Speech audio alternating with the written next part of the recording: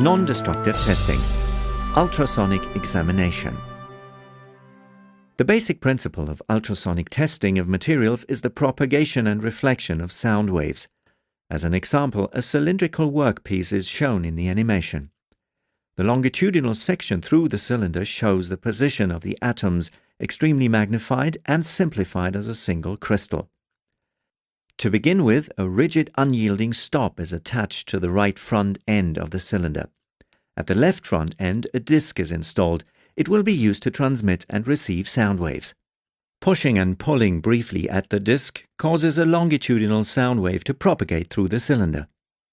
When the sound wave reaches the rigid stop at the right side, it is reflected and runs back towards the disc, which now serves as a receiver. A free end is also able to reflect a wave. In this case, however, the tensile side runs ahead in the reflected wave and finally deflects the receiver to the right.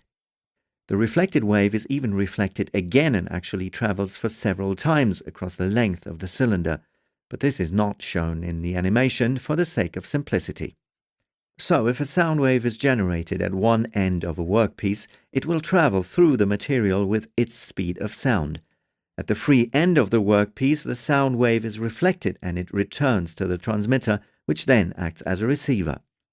For ultrasonic testing of a workpiece, not a large transmitter is used in most cases, but a rather compact one, which generates a short ultrasonic pulse.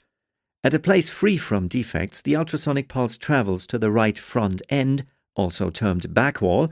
The pulse is reflected and recorded again as an echo. When the transmitter is moved a little downwards, the cavity reflects a part of the wave. That part arrives earlier at the transmitter than the rest of the sound wave. Even further downwards, the cavity reflects the complete ultrasonic pulse. For material testing, either the echo of a defect can be utilized, this is the pulse echo mode, or the phenomenon that hardly any sound waves pass through the imperfection. This is called the through transmission mode. In pulse echo mode, a transducer installed in a probe performs both the sending and the receiving of the ultrasonic pulse.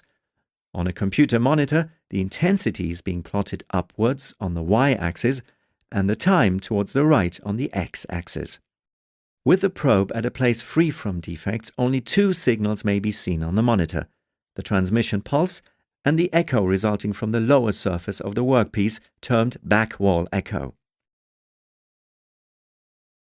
Moving the probe towards the right leads to an additional echo created by the defect. Even further towards the right, only the defect echo is visible apart from the transmission pulse. In our laboratory, there's a green painted steel cylinder to be found. It contains artificial defects which are invisible from the outside. To track down the defects, the material tester uses the pulse echo method. This is how a typical probe looks like. Under the bright wear plate, a piezoelectric disc is installed. It can transmit and receive ultrasonic pulses. A computer operates the probe via a plug-in card and power electronics. On the monitor, the intensity is plotted upwards and the time is plotted to the right. After placing the probe on top of the cylinder, initially no echo at all may be seen on the monitor. The reason for this is the too small contact area between the probe and the workpiece. Only with the use of a gel, the so-called couplant, the ultrasonic pulses can get into the workpiece and can also go back into the probe. Now the back wall echo turns up on the monitor. The material tester spreads out the gel evenly on the top surface. That way she is able to examine the entire cylinder. Using the velocity of sound in the material, one can plot the calculated depth on the monitor to the right instead of time. A very useful feature. With the help of so-called trigger gates, which may be set on the echoes with a computer mouse, the depth of the defects can easily be read off at the lower left-hand corner of the monitor.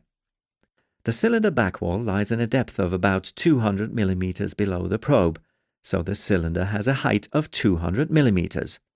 And here we go. The material tester scans the upper front end of the cylinder with a probe and observes the monitor. A defect echo appears on the monitor. This defect is located in a depth of 130 millimeters below the surface.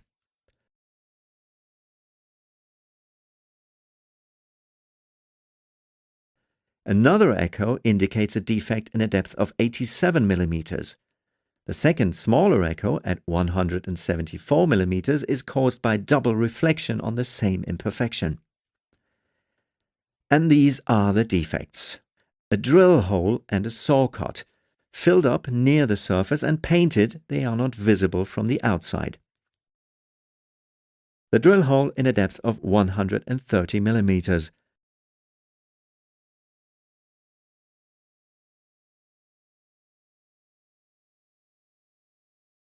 The saw cut 87 millimeters below the surface.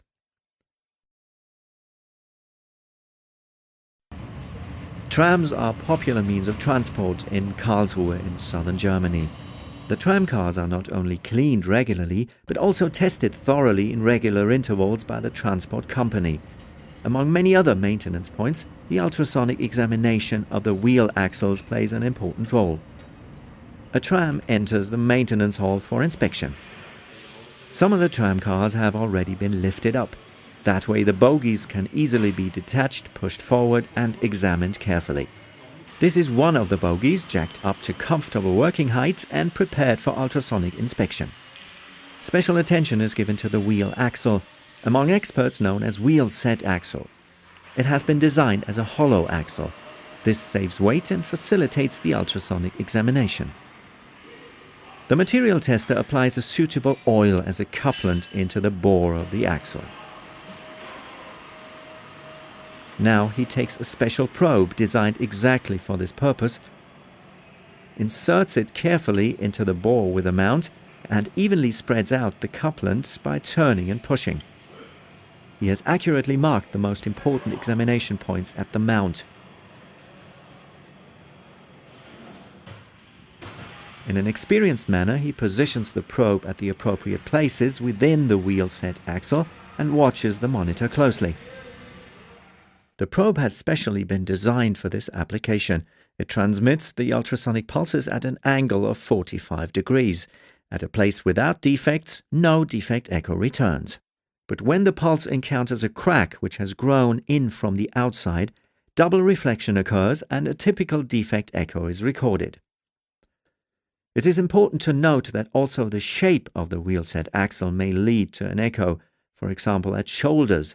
These are so-called contour echoes. In this particular case, only contour echoes are recorded. No abnormality has been detected.